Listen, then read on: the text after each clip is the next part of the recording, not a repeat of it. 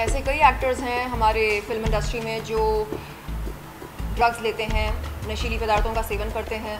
आप चरस पियो, गांजा पियो और डोले शोले बनाओ, नहीं।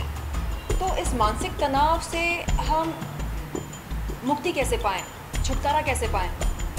मैंने इस विषय पर ट्वीट किया था। मैंने कार्तिक से ये कहा कि लिसन कार्तिक, ईगल हमेशा सोलो फ्लाई करता है, एक झुंड में फ्लाई नहीं करता है ईगल। आप ईगल हो तो आप सोलो फ्लाई करो। आपको किसी माँ बाप की ज़रूरत नहीं है, किसी गॉडफादर की ज़रूरत नहीं है। गॉडफादर की ज़रूरत उनको होती है जिनके पास टैलेंट नहीं होता, जिनके पास सिर्फ एक सरनेम होता है, नेपो किड्स, उनको गॉडफादर की ज़रूरत होती है। आप पहले मैं एक चेन स्मोकर हुआ करती थी। चेन स्मोकिंग करते करते जिमिंग करती थी एंड सोमरस शराब का सेवन भी करती थी। तो तब फ़िटनेस मेरे लिए एक ट्रेंड जैसा था, लेकिन आज फ़िटनेस मेरे लिए एक लाइफ़स्टाइल बन चुका है।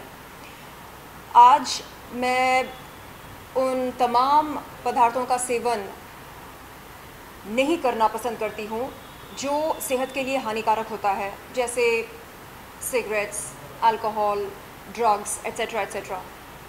एंड एक डिसिप्लिन लाइफ जीकर मैंने ये महसूस किया है कि ज़िंदगी असल में बहुत आसान है। इसे कॉम्प्लिकेट हम करते हैं अपनी ख़राब आदतों के वजह से और अपने जंक थॉट्स के वजह से। तो योगा ने मुझे ये सिखाया कि सरलता में बहुत ताकत होती है, सादगी में बहुत ताकत होती है। एंड यस, मैं चाहूँगी कि योग का ये जो नशा है ये हम पर से कभी ना उतरे। चलिए, इसे आप सिखाना चाहेंगे? इसे सिखाना चाहेंगे और गिव द रीजन आल्सो। जी, मैं कंगना जी, विद्या बालन जी की बहुत बड़ी फ़ैन रही हूँ। कंगना जी तो हमेशा से फ़िट रही हैं, वो खुद योगा करती हैं। रही बात विद्या बालन जी की, तो मैं हाल ही में जब उनकी फ़िल्म शेरनी देख रही थी, मुझे लगा क्यों वो अनफिट लग रही हैं या अनहेल्दी लग रही हैं। तो मेरी उनसे दरख्वास्त है, मेरी उनसे विनती है कि वो पहले की तरह फ़िट हो जाएं। उनकी जो पहली फ़िल्म थी, उसका नाम मुझे याद नहीं आ रहा है, लेकिन उसमें वो बहुत स्लिम थी। आज पता नहीं क्या हो गया, शायद व्यायाम के लिए उनके पास समय नहीं है। होना चाहिए, निकालना चाहिए समय। तो मेरी उनसे दरख्वास्त है कि वो योगा करें एंड बहुत जल्द पहले की तरह एकदम फिट एंड हेल्दी लगे। एक्टर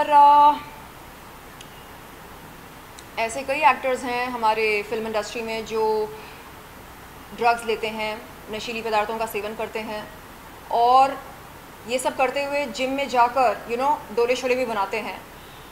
तो मैं उनसे ये निवेदन करती हूँ कि वो देश की युवा को गुमराह ना करें, ये मैसेज ना दें देश के युवा को कि आप चरस पियो, गांजा पियो और डोले शोले बनाओ, नहीं।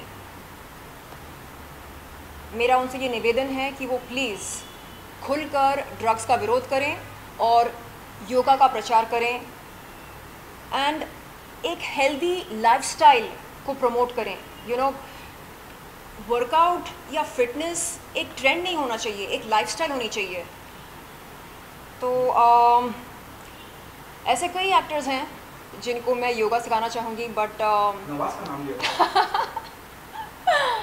नवाजुद्दीन जी अच्छे कलाकार हैं, बट उनको देखकर लगता है कि वो हेल्दी नहीं हैं। मतलब शायद खाते पीते नहीं हैं या शायद कुछ ऐसी पदार्थों का सेवन करते होंगे जो उनके लिए अच्छा नहीं होगा, हो सकता है, I don't know, I am not sure. तो मैं ज़रूर उनको योगा सिखाना चाहूँगी और कहना चाहूँगी कि नवाजुद्दीन जी, आप प्लीज़ जल्द से जल्द सेहतमंद हो जाएं और एकदम रफ़ एंड टफ लगें। फ़िलहाल ऐसा लगता है कि अगर वो और मैं कुश्ती लड़ें तो मैं उनको आसानी से राउंड 1 में गिरा सकती हूँ। ये देख रहे हैं आप। चलिए, आपने कहा कि योगा सिर्फ शारीरिक आपको फिटनेस में जितना मानसिक जी। तनाव, और जिस इंडस्ट्री से आप आती हैं, जी। हमने बहुत से ऐसे दुखद हादसे देखे हैं, सुशांत सिंह राजपूत से लेकर रंगीला, जो मानसिक तनाव में आके डिसीजन ले लेते हैं, डिप्रेशन में चले जाते हैं। दीपिका पादुकोण से लेकर जितने भी बड़े दिग्गज उन्होंने जिक्र किया है। क्या मानती हैं आप, क्या आप ये मानती हैं कि अगर इस तरह से मानसिक तनाव भी दूर होता है तो इंडस्ट्री में एक रूल होना चाहिए और कहीं ना कहीं जो आत्महत्याओं का सिलसिला है वो भी रुके? जी बिल्कुल। मैंने अपनी निजी ज़िंदगी में ये महसूस किया है कि जब जब मानसिक तनाव होता है तब ऐसा लगता है कि ज़िंदगी में ना कोई रंग है, ना कोई स्वाद है, और कोई मकसद नहीं रहता जीने के लिए। तो इस मानसिक तनाव से हम मुक्ति कैसे पाएँ, छुटकारा कैसे पाएँ? इसका उपाय बहुत ही आसान है। हम जब योगा करने बैठते हैं तो सबसे पहले हमसे ये कहा जाता है कि इस पल में जियो। कल क्या हुआ था, किसने क्या बोला, कल क्या होने वाला है, कौन क्या करेगा, इन चीज़ों के बारे में मत सोचो, बस इस पल में जियो। और इस पल में जीने के लिए क्या करना पड़ता है? लंबी लंबी सांसें लेनी पड़ती है इस पल में जीने के लिए। तो हम जब अब में जीना शुरू करते हैं, नाउ, तो वो नाउ हमारा वो अब और बेहतर होने लगता है।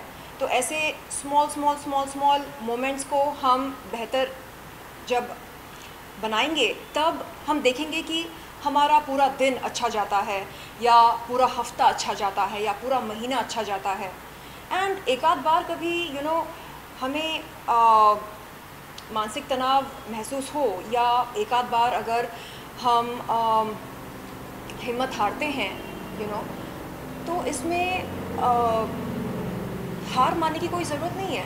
ठीक है, it's okay, this too shall pass. तो ये हमारा मोटो होना चाहिए, चाहे जो भी संघर्ष हो।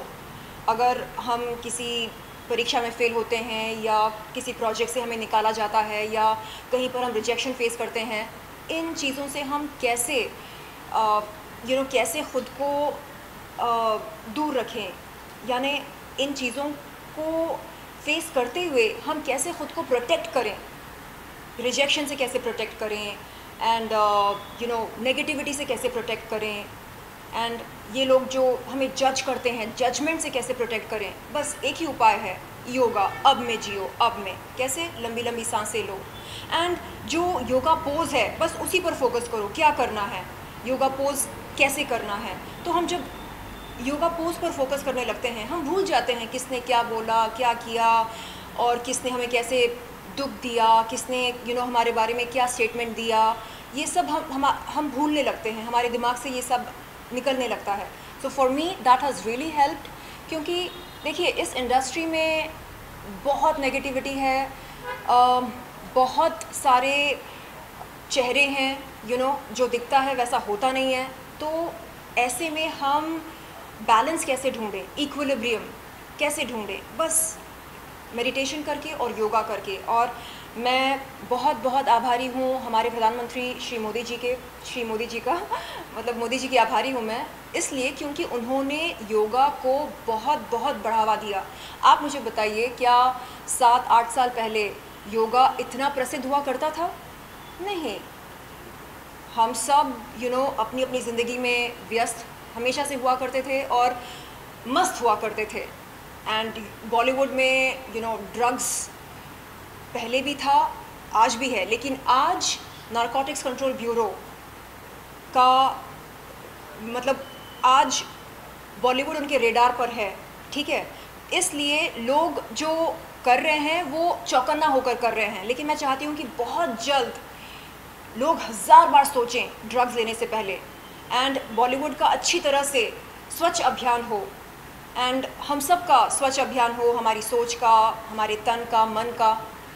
एंड इसका एक ही माध्यम है और वो है योगा, क्योंकि योगा हमें हमारा जो हायर कॉन्शियस होता है कॉन्शियसनेस, उसके करीब लेकर जाता है, ईश्वर के करीब लेकर जाता है। एंड दिस आई से आउट ऑफ पर्सनल एक्सपीरियंस। ऐसा नहीं कि किसी किताब में पढ़कर बोल रही हूँ या किसी ने मुझे बताया तो मैं ये मैसेज कन्वे कर रही हूँ, नहीं। It's out of personal experience, मेरा निजी ज़िंदगी में जो अनुभव रहा है वो मैं व्यक्त कर रही हूँ। आखिरी सवाल, अब कहीं ये भी कहा जा रहा है, जैसे आपने कहा कि ऐसा बहुत कुछ इंडस्ट्री में जो होता है, जो दिखता है वो होता नहीं है जी अजीबो गरीब है इंडस्ट्री। हमेशा से आपको इस बात को सवाल उठाते जी हैं। सुशांत सिंह राजपूत का हमने देखा जिस तरह से उनका जाना हुआ, जी अब कहीं खबरों में ये है कि कई प्रोजेक्ट से कार्तिक आर्यन को निकाल दिया गया है। जी क्या आप मानती हैं कि सुशांत के बाद कार्तिक दूसरे शख्स के निशाने में?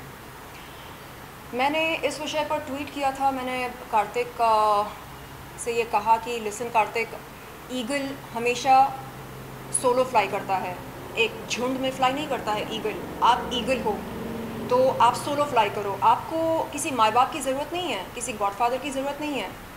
गॉडफादर की ज़रूरत उनको होती है जिनके पास टैलेंट नहीं होता, जिनके पास सिर्फ एक सरनेम होता है, यू नो, नेपो किड्स, उनको गॉडफादर की ज़रूरत होती है। आप जैसे टैलेंटेड एंड यू नो होनहार कलाकार को किसी भी माँ बाप की ज़रूरत नहीं है। आप खुद के माँ बाप हो, आप प्लीज़ ये बात याद रखें।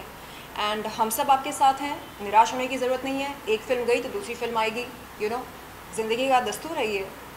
सो don't take it personally and don't take it to heart. Thank you so much. Thank you.